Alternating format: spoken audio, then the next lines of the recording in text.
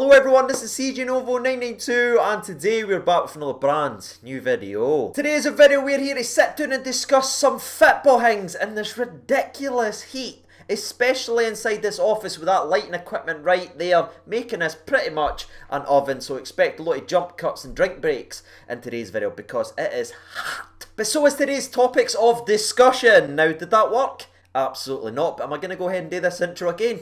No lads, it's just too hot. I'm wearing long sleeves, none of this makes sense. Let's just get on with the video. We are here to talk about a couple of things in today's video which I'm very interested to see what your thoughts and opinions are. We are going to speak about Flo and Kamberi in the second part of today's video, but I want to start off with the target man role at Rangers because I think it is one that's getting often overlooked. Now granted, that might not be the first thing you think of going in to next season to get Rangers to where we want to go, but if you've watched this channel before, you've heard me discuss this because as good as our strikers have been, especially recently with Morelos and Jermaine Defoe both being brilliant in their own way, to me though we have still lacked what has worked wonders for us in the past, and I'm talking about the big man up top that can go ahead there and wrestle with the hammer throwers, who can get to the knockdowns, who can link the ball up, who can hold the ball up and create space for others, and maybe, just maybe, get onto the end of one of the 79 crosses both our fullbacks whip in per game. Now the instant reply to that could be that Morelos is a target man, and yes, in his own incredible way Morelos is, because how many times have you seen us just lump a ball at him at the halfway line and he's dragging defenders on his back onward to go and get a shot on target. The man is fantastic in what he does, but that's not really what I'm talking about when I talk about a target man. I'm talking about someone with a bit of height to him that can be a constant aerial threat every single time we get a set piece or we're out wide to cross it. And I just want to say, by the way, before I get clipped out of context or people try and twist my words, I'm not saying to drop Jermaine Defoe or drop Morelos because they're no tall. No, no, no. Of course, that's not what I'm saying, but what I am actually saying is I would like to have a plan B, someone that can offer something completely different to what Morelos and Jermaine Defoe currently offer. And we've obviously seen it work in the past for Rangers. I mean, two examples right off the top of my head. You got Big Dado, absolutely love the boy. You see what he offered at his short time at the football club. Big, powerful. He brought others into play constantly and he was always that threat. I mean, look how many goals just his movement freed up for the likes of Novo and everything like that. Frightening, but if you want to go back further and go to the master of it, the best ever big man in my personal opinion, you have the one and only Mark Hateley. They two right there are a perfect example of what I think we badly lack these days at the club. Now, unfortunately for us, players like that didn't grow on trees, or maybe they do, that's why they're so tall. Let's put a pin in that. But the player we're going to be talking about in today's video, and down there in the comment section below as a part of the discussion, we are not saying that they are anywhere near the level of those two examples, right? They're nowhere near them, but they could offer that option, and I think that option is what is needed in certain games. And I say certain games because we have a style of play under Steven Gerrard, right? We've seen it since the day he walked in and it's been getting better and better, and for the first half of the last season there, it's just ended early. We saw at its full and proper firing in all cylinders. It was absolutely beautiful to watch, and we know going into the next season we're going to try and build on that and try and find that consistently all the way through. That is our style of play, but as we saw in the second quarter of the season, when we aren't firing in all cylinders, when we aren't at our best and Morelos isn't taking every chance that's flung his way, we struggle. And we struggle badly. And in my opinion, we struggle badly because the changes that we make in these games that it isn't clicking are all kind of like for like changes, you know what I mean? One in, one out, still the same structure. There's no really that difference maker. There's no that plan B, especially when it comes to attacking. And that's why I want to talk about it in today's video and get your thoughts and opinions on it, because to me we didn't have that bruiser, that plan B, it go in the park and win us the game of football. I mean, from even set pieces, right? Because set pieces can win you games when you know at your best. We all know this, right? You don't always need to play well to win a game and pick up the points that you need. But in these games that we've been struggling, when we've had a free kick out wide or we're whipping in crosses or if we have a corner kick, all I do, right, and this is me just being honest, I watch Katic because to me, he is our only consistent attacking threat from set pieces. Yes, Edmondson has scored the odd goal, Connor Goldson's obviously scored a couple of goals, but they're no consistent threats for me. Katic is our only guy that I look and go, right, let's see what the big man's getting up to. And to me, you're never ever going to win things with just that one consistent aerial threat. And this leads us perfectly into this transfer window because we know now we are only signing a couple of key players for for a team. That's all we're signing. We're not signing people for being the backup and everything like that. But to me, signing a striker in this transfer window that offers something completely different, that doesn't need to play week in and week out, but can come on and just offer something vastly different to our squad, to me, that would be a key signing in this transfer window. So that's all be going around the old noggin there, ladies and gentlemen. So I wanted to sit here and talk to you about it, to hear what your thoughts are. Do you think we need to fill that target man role, or are you comfortable with current strikers and think we should focus on strengthening elsewhere? Get your thoughts and opinions out there, and I look forward to discussing with you down there in the comment section below. But there is a second part of today's video, and it fits perfectly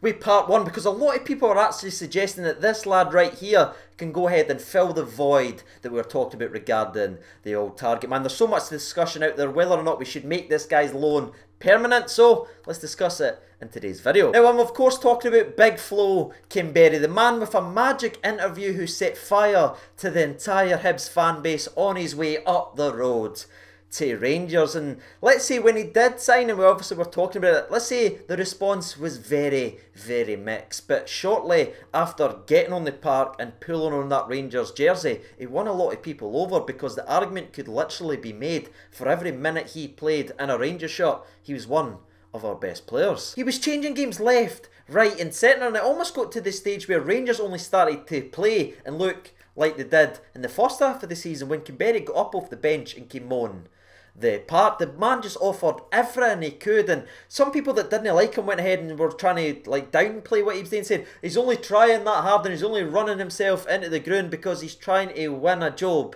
at Rangers. And to me, that doesn't make any sense, because everyone on that park wearing a Rangers shirt should be running himself into the ground every single minute to keep a job at Rangers. So I'm going to take none away from Kamberi because he was on loan trying to win a job at Rangers. I'm not going to take anything away for that. But during his stint at Rangers, we saw what he had to offer in his short time, right? That energy, which I kind of went down a wee bit of rant, I don't know where that came from, but his height, his ability to hold the ball up, bring others into play, we saw examples of it, and he's not just a big lumbering lad, he's got a bit of football to him as well, and we saw that with not only the goal, but the assist as well versus St Johnstone, which should have won that game, by the way. But let's have a wee look at the numbers and check what Kamberi managed to do during his short stint at Rangers. In 6 league appearances for Rangers, he managed 1 goal and grabbed 2 assists during that time, which isn't too bad considering the large majority of them was all substitute appearances and being brought on when Rangers weren't really playing well. But given the fact they only played 181 minutes through all that, actually makes the stats look a wee bit better. But it wasn't just league football and Scottish football that got involved at Rangers. They actually played 3 latter stage European games, which resulted in no goals and no assists. But you think of his impact coming off the bench versus Braga. You think about the away leg where he led the line and absolutely battled tooth and nail as a true target man in that game versus a very, very physical centre half. But despite all the effort and all the work rate and all the knock times, he wasn't able to get on the score sheet. And that's where a lot of drawbacks are for Kamberi signing for Rangers. It's the goals and stats numbers, because we all know strikers get based on what they do on the score sheet. But to me, if I look at Kamberi's role at the club and what his job was coming off the bench, it was to impact and change games, exactly like we talked about in the part 1 of today's video. And to me, and again this is just my opinion, he done his job perfectly, because nearly every single time he did come on, he greatly impacted the game, whether he was scoring or not. But it is really hard to judge, because could Kamberi have came into that first half of the season Rangers where we were firing on all cylinders? Would he have been able to come into Rangers then and make the same impact of what he was able to do when the Rangers team was struggling badly? Again, we'll never ever know unless he's given a chance next season. So it's going to be an interesting one. There's no right or wrong answers. It's all about the discussion. It's all about the debate. So I'd love to know what your thoughts and opinions are on Big Flo Kamberi. Should we sign the 6'4" talented SOB? Could he be that target man to come into those games kind of like he was at Rangers when things weren't going right, to come in and add that different dimension to the team? Or should we go ahead and move away from Kamberi and get someone else to fill that void? Let me know your thoughts and opinions down there in the comment section below. And while you guys are hopefully getting your thoughts and opinions out there, I'll give you mine very, very briefly. Would I take Kamberi?